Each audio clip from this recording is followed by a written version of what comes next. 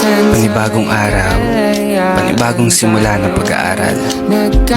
Mga kaklase ngayon mo lang makikilala. Yung iba ay dati mo ng katropa. At ngayon muli mong makakasama. Mga guro na bago sa iyong mga mata. Makabagong henerasyon at mga kaalamang matututunan. Panibagong alaala na naman ang mabubuo bago matapos ang taon ng pag-aaral. Kaya't sulitin at maging masaya sa bagay na iyong ginagawa.